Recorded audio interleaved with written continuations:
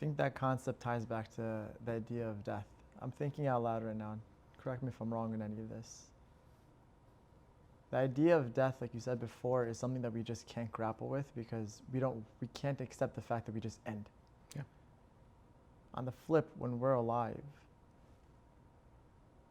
we typically exist and live our lives thinking that's all about us or just within our surroundings or just the people we interact.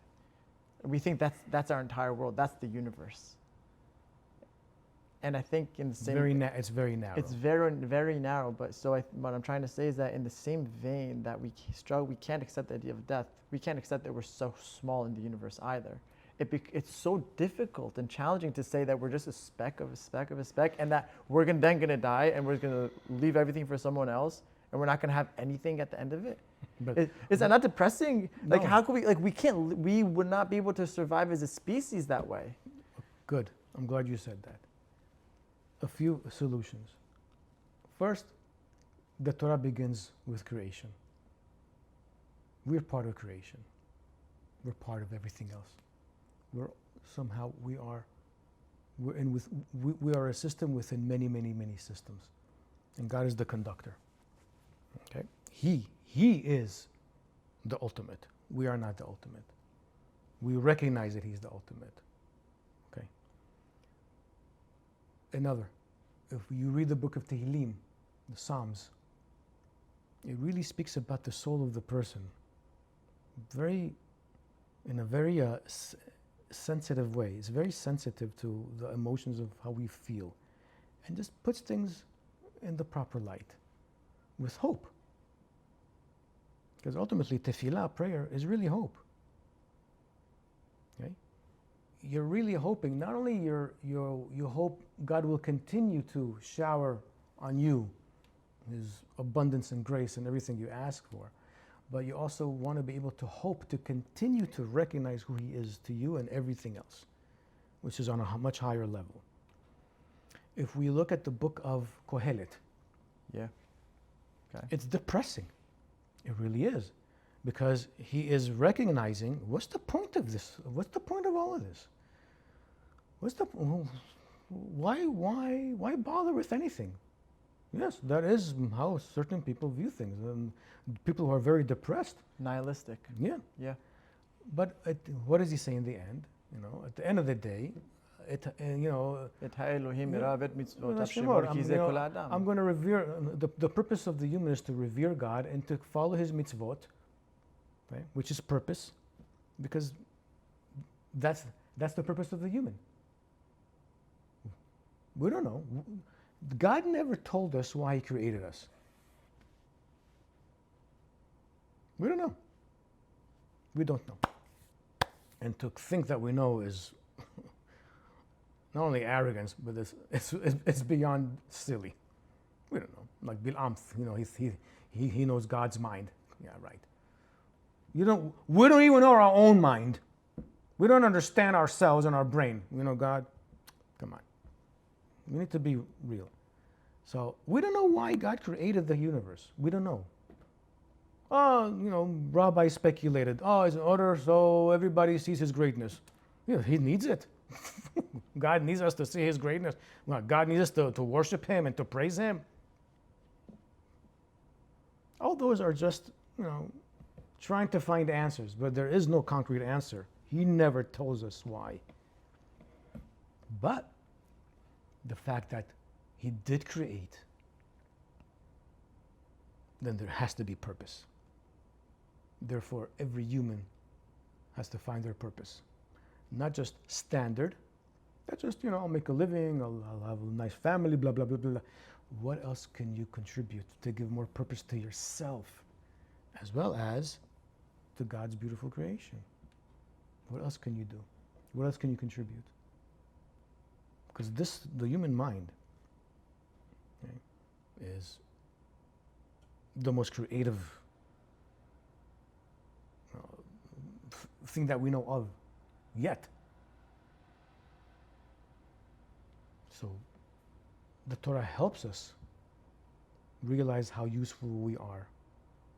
The Nevi'im, the prophets, and then the rabbis in the Talmud, than philosophers, whatever, psychologists, who don't deal with, maniacs, but deal more with human thinking and the human psyche, of the usefulness and the meaningfulness of what it means to be a human. And it's a challenge. It's a challenge. It's difficult. Yeah. So. Yeah, that's it. So the Torah, puts us in the right framework for us to be able to, unfold and realize this in the course of our time. In general, I think very few exceptions figure this out in their youth, in their 20s, but usually, when a person reaches in their late 40s, 50s, 60s even, they start to understand their purpose. So let me ask you that. Hmm? So let me ask you that then. Yes. On a more personal note then. Oh boy. Right? At this point in your life, 56 years old, you've seen a lot, you've been through a lot in many different areas of life, whether business, family, etc. What have you seen or what have you felt has been your purpose, and what do you feel like you need to strive towards? This is sheer speculation, because I don't know why God created me, or why He even thought of me from the time of creation. At this point in my life, again, if I look back and connect the dots, I hope that my purpose is in order to disseminate God's wisdom, God's will, in the most coherent possible way to the understanding of the now, of today, and inspire others to really see His intelligence manifesting everywhere, and it really is everywhere. But it requires rigorous study and rigorous thinking. It cannot be shallow. And I mentioned this before. There's nothing shallow in this universe. Only our stupid, shallow thoughts and our actions sometimes. But if this is His creation, both the universe and this book, His Torah, it'd be offensive and insulting to say it's shallow.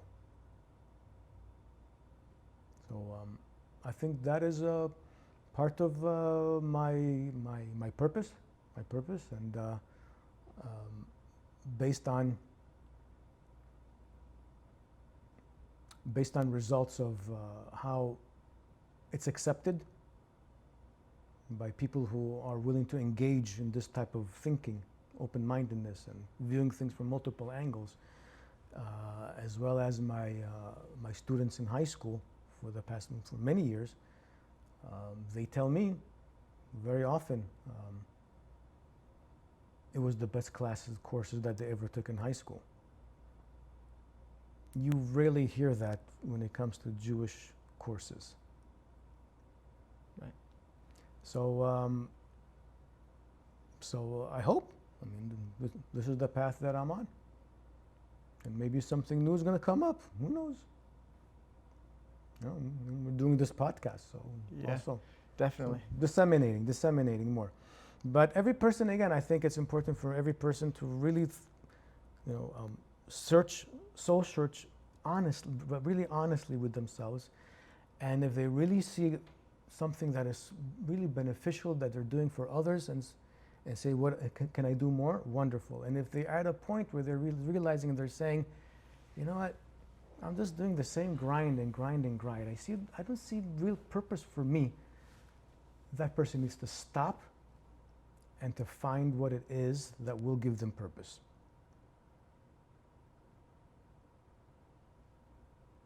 Whatever it is, I don't know. Everybody has something. Everyone has a soul that is thirsty for something. Everyone. And it doesn't have to be a hero. It doesn't have to be Moshe Rabbeinu. It doesn't have to be Mother Teresa. No, it doesn't have to be this. Just standard. I'll give you. I told you that. I told you that quote by Richard Feynman, right? The great physicist of the 20th century, Richard Feynman. Remind me. Okay, Jewish, of course, Jewish. He was already teaching from the 1950s, late 40s, 1950s, as a physicist, in university. He has a few books. His niche, his uniqueness, was being able to explain physics in the simplest way possible to someone who just begins physics or has no idea, and as well as to the more complex. He had that. He had that special talent. It's a mastery. Mastery, Yeah. as well as he had a great sense of humor. Right? Very humble. There's interviews of him, in the 60s, and the interviewers is asking him questions of what and he goes, what do I know? What do I know? He goes, what do I know? He goes, I'm continuing just to continue to know and to understand and discover. Or sometimes he would explain something about water or gravity. You would see his face light up like a child. Like he's so excited to talk about it, and he explains it in the most simple terms. So he had a great quote that somebody asked him about the fact that he's such a great physicist and great, genius. He goes, then stop. He goes, no. He goes, I was an ordinary person who just studied very hard. That's funny. He says, That's funny. He says, there are no miracle people. That's funny. But that's humility. That's funny, yeah. And that's true, by the way. Yeah. It's true. God grants us with the ability to learn, to study, to discern, to think critically, to analyze, to think rationally, to object, to inquire. Use it. The knowledge is there. The wisdom is there. It's there. The data is here. This is the point. The data is there. We just have to, use that tool, the mind that He gave us, this Tzelem Elohim, right, and to capture it. So how do you sharpen that tool? Constantly, as much as possible. What are you studying? Are you studying the creation? Are you studying humans? Are Whatever, you studying whatever it is that you feel is going to really give you intellectual pleasure. This is it. If you have, for example, if you really like people, you really love people, okay, so how is it that you're going to really appreciate people more and maybe be kinder to them and all that? Fine. Maybe learn other people's cultures. Learn the beauty of other people's cultures. Why are they like this? There has to be a background, be it both positive and negative. Every culture has both. Mm-hmm. What is it that caused them, to have X, Y, and Z? Okay, great. Or how about study human behavior, study human emotions. Why is it that we behave and we feel this way? What are feelings in the first place, right? Or let's say a person, they really like things that have to do with the natural order, the natural world. Okay, study that. Or people that love music. Okay, study music, study literature. There's endless knowledge.